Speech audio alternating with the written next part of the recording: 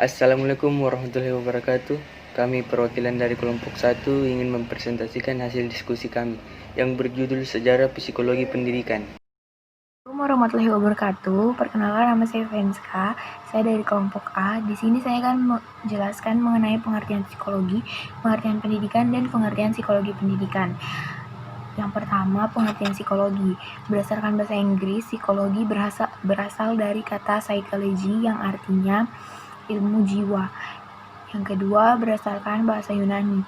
Berdasarkan bahasa Yunani, psikologi berasal dari dua kata, yaitu psyche yang artinya nyawa, jiwa atau alat untuk berpikir, dan logos yang artinya ilmu atau yang mempelajari tentang. Jadi psikologi dapat diartikan sebagai ilmu yang mempelajari jiwa. Pengertian pendidikan. Yang pertama, dari segi etimologis. Dari segi etimologis, pendidikan berasal dari bahasa Yunani, yaitu dari kata pedagogik. Pedagogik terdiri dari dua kata, yaitu pae dan agos. Pae artinya anak, dan agos artinya aku membimbing. Jadi pedagogik artinya aku membimbing anak. Yang kedua, secara simbolis.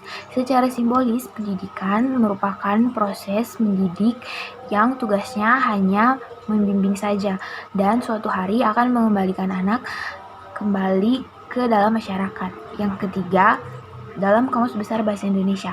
Dalam Kamus Besar Bahasa Indonesia, pendidikan artinya proses pengubahan sikap atau tata seseorang atau sekelompok orang dalam usaha mendewasakan manusia melalui upaya pengajaran dan pelatihan. Yang ketiga, yaitu psikologi pendidikan. Psikologi pendidikan merupakan cabang ilmu psikologi yang dapat dipandang sebagai ilmu pengetahuan praktis yang berusaha untuk menerapkan belajar sesuai dengan prinsip-prinsip yang ditetapkan secara ilmiah dan fakta-fakta di sekitar mengenai tingkah laku manusia. Psikologi menerangkan bagaimana perkembangan seseorang berkaitan dengan belajar. Pendidikan berusaha untuk mempelajari apa-apa yang dipelajari. Oleh karenanya, psikologi pendidikan memperhatikan mengapa dan kapan masa-masa yang baik untuk belajar dan memberikan pembelajaran.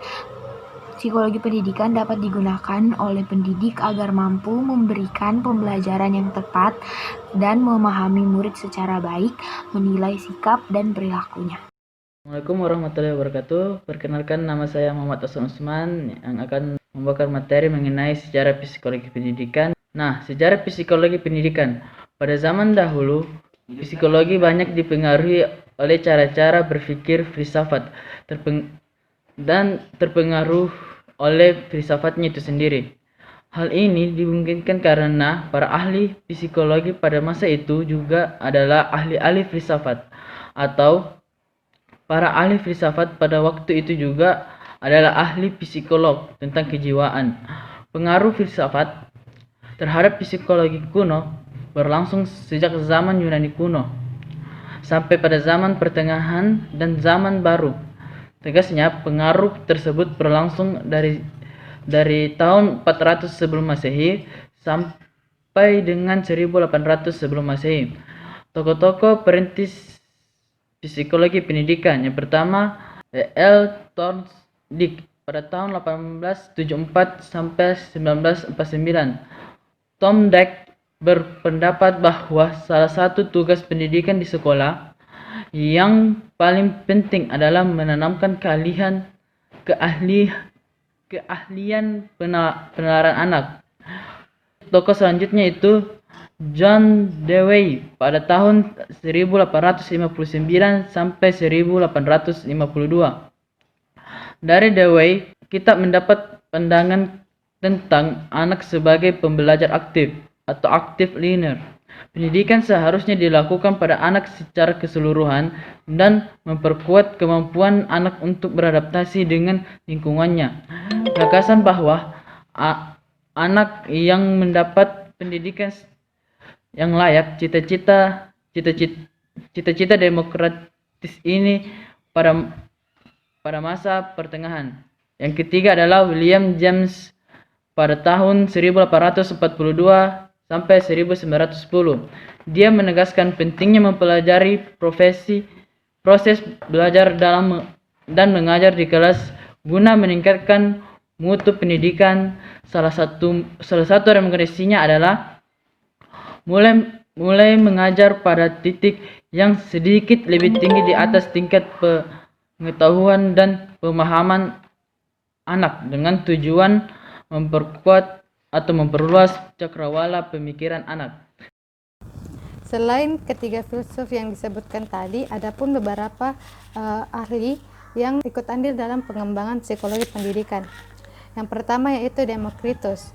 Jadi Demokritus menekankan bahwa lingkungan dan suasana rumah membawa pengaruh penting untuk perkembangan kepribadian seseorang, sehingga lingkungan perlu dibina agar tetap kondusif sebagai tempat belajar dan berkembangnya anak. Dan selanjutnya yaitu Plato dan Aristoteles. Plato dan Aristoteles mengembangkan sistem pendidikan yang didasarkan pada penggunaan prinsip-prinsip psikologi. Selanjutnya yaitu John Amos Comenius. Beliau merupakan seorang guru, ilmuwan, pendidik, dan penulis dari Ceko yang mengusulkan suatu sistem dengan menggunakan alat peraga sehingga anak dapat mengamati, mengalami, dan menyelidiki apa yang diajarkan, sehingga sistem yang digunakan tersebut menjadikan proses belajar mengajar menyenangkan. Selanjutnya yaitu Rousseau. Beliau merupakan seorang filsuf yang memiliki dasar ide pendidikan pada prinsip-prinsip perkembangan manusia, di mana menurutnya pada dasarnya anak memiliki sifat yang baik. Selanjutnya yaitu John Locke. John Locke mengungkapkan bahwa belajar melalui pengalaman dan latihan merupakan hal utama. Selanjutnya John Heinrich Pestalozzi. John Heinrich Pestalozzi merupakan tokoh yang mengawali penyelenggaraan pendidikan yang bersifat klasik atau secara berkelompok, secara rombongan. Selanjutnya itu Francis Galton dan Stanley Hall. Pada akhir abad ke-18, kedua filsuf ini mempublikasikan hasil-hasil penelitian mereka tentang aspek-aspek perilaku individu. Nah, hasil-hasil penelitian ini sangat membantu bagi pendidik untuk memahami karakter para anak didiknya. Selanjutnya yaitu Cattell. Cattell mengungkapkan pemikirannya dengan menyatakan perbedaan individu dan pengukuran mental, di mana perbedaan individu merupakan sifat yang secara kuantitatif membedakan satu individu dengan yang lainnya. Dan yang selanjutnya yaitu Binet. Pada awal abad ke-19, dia memperkenalkan cara mengetes mental dan pengukuran mental yang bersifat individu. Pada abad ke-20 sendiri, perkembangan psikologi pendidikan ditandai dengan banyaknya penelitian yang lebih khusus dan membawa dampak yang besar pada praktek pendidikan. Aliran psikologi pendidikan ini mempelajari proses belajar di mana erat kaitannya dengan tingkah laku dan psikis atau kejiwaan dari banyak sudut pandang yang berbeda-beda.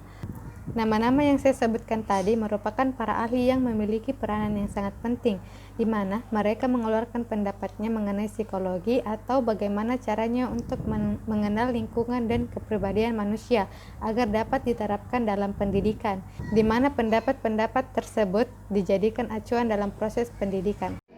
Oke, baiklah, kesimpulannya adalah derap langkah psikologi dalam irama waktu telah membentuk sejarah unik dari perjalanan pengkajian terhadap jiwa yang bersarang dalam fisik manusia. Tentunya pembahasan jiwa seiring dengan kemajuan dan perkembangan ilmu menjadi lebih dinamis dan objektif. Pergeseran makna psikologi juga mengalami perubahan dari jiwa yang dipahami dalam bentuk yang utuh dan abstrak, kemudian dipahami secara realistis dan empiris. Sejarah merekam bahwa perkembangan psikologi pendidikan lebih pesat berkembang di Amerika Serikat, meskipun tanda kelahiran sendiri di Eropa. Kemudian dari negara adidaya tersebut psikologi pendidikan menyebar ke seluruh benua hingga sampai ke Indonesia. Baiklah, itulah materi yang dapat kami bawakan. Kita akan membuka sesi tanya jawab. Bagi peserta yang ingin bertanya, silakan langsung bertanya dan jangan lupa wakilkan nama dan NIM dan perwakilan kelompok berapa. Sekian.